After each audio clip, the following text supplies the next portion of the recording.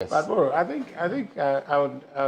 I'll spare my brother because his invitation to this conversation, I'm sure he's just reading notes. I'm not reading notes. If you say I'm reading notes, then no, it means I'm not in Ghana. No, maybe I'm a foreigner. Somebody has given me some slice to just read. allow me. Just allow me. Okay. The point I'm making is that he talks about monetary sterilization that they have done. What is that?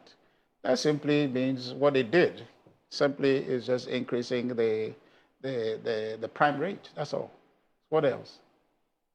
What else? And that's designed to make money expensive, right? That's limiting the supply of money. The implications of that are there, right? It makes money more It's just expensive. to mop up excess liquidity in the system. I'm saying that, yeah, but the implication, you see, and this is where I'm talking about the policy inconsistency. You have a problem. Moro, if you have a problem of moving from point A to point B, and you have a vehicle, okay, that can take you there, and all what you need is fuel, and you're not looking for fuel, you're looking for how to decorate that vehicle. You can decorate it all you want, but that vehicle cannot move without fuel. The problem we have is a production problem. We don't have a prime rate increasing or decreasing problem because you can do that all you want. And naturally, if your inflation is relatively high, you clean up the system. So this is not an ingenious invention. I mean, you see, so this is what, and I think I put all this all on all of us to say that, look, it was the same way we sat here in this country, they said the Rule 24-hour economy, and we didn't interrogate, we didn't say no to that. We didn't tell them you can't do it, show us how. Even till now, they are still struggling to define what 24-hour economy is. I'm saying that is making us appear unserious. They're sitting here saying that they have increased the prime rate, and so therefore they have introduced some sterilization measure, and so therefore what? Sterilization, what it's supposed to do is to manage the inflow and outflow of capital, which in this situation, what problem do you have? You are not paying your external responsibility, you're not. Your contractors, you're not paying them. So if you are talking about any sterilization only resulting from you not paying people. So is that the ingenious thing they have done? Is that what they're supposed to be clapped for? I mean, I find this so very shocking. What have they done? I'm saying that first of all, what problem are you faced with? What problem are you faced with? You're faced with a problem of an economy that needs to produce. Where is the policy that you have put in place to do that? And by the way, this conversation about this is, I mean, it's just shocking. Okay. So my point, quite simply, is that we need to get serious. Okay. These are very touchy conversations to have, but I find it very unbelievable that the whole government is set up in a manner that they are clamoring for praise for something that they have done literally nothing about. This thing about fiscal consolidation they are talking about, I'm saying that this thing is baked in, okay? It's a straitjacket situation. You have to fiscally be responsible and disciplined. Richard, if the dollar was selling at 17 cedis today, you would have blamed the same government for being incompetent. Or 17 or 18. You would have blamed them for being incompetent. But that's your supposition. Terrible managers of the economy. Moro, that's your supposition. No, based on your own track record. No. Of the things you said in the past. No. That's your supposition. Would you have praised the government? Moro, I don't do hypotheticals. Oh. You are supposing something that has not happened, and therefore that's your own imagination. Oh, come on. But the point the footprints are there. No, we don't need to be don't hypothetical impugn about that. this. You know, if you are moderate fairly.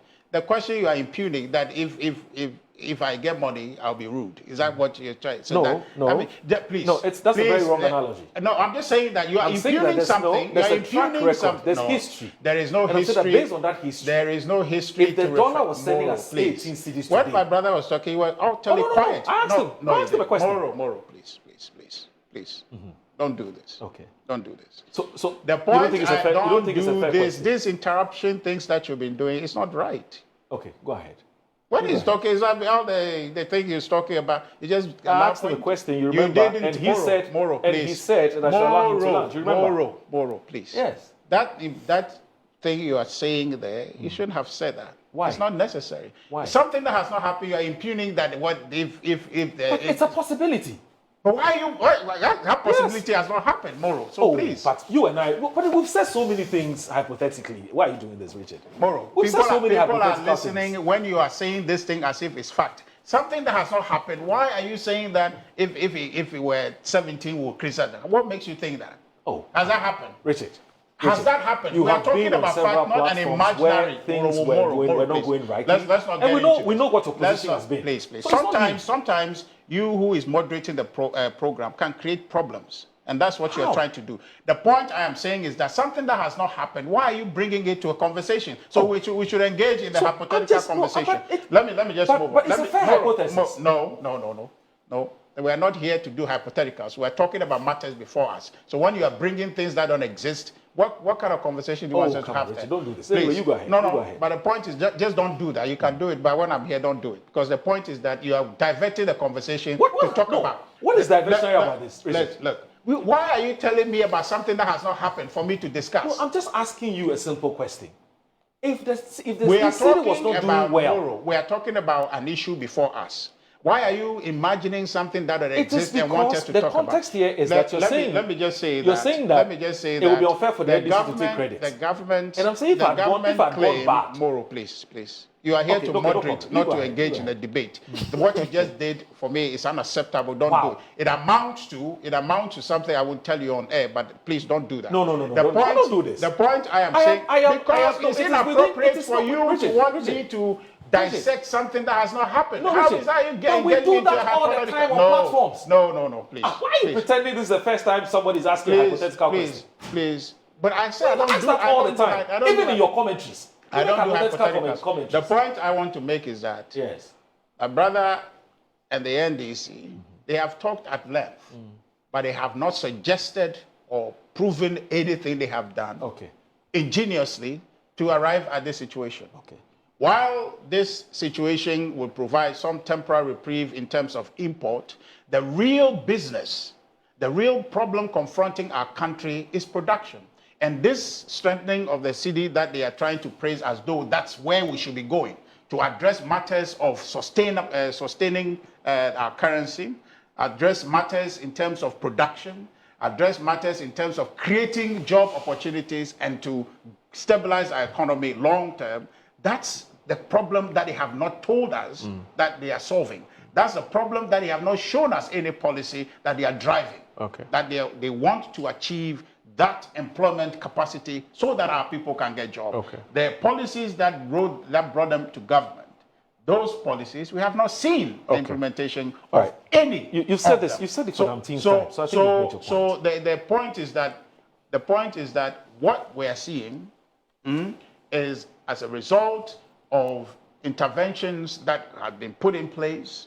They have not done anything ingenious to arrive at this situation. They are taking credit incidentally because they are in government, but not because they have done anything to bring about this situation.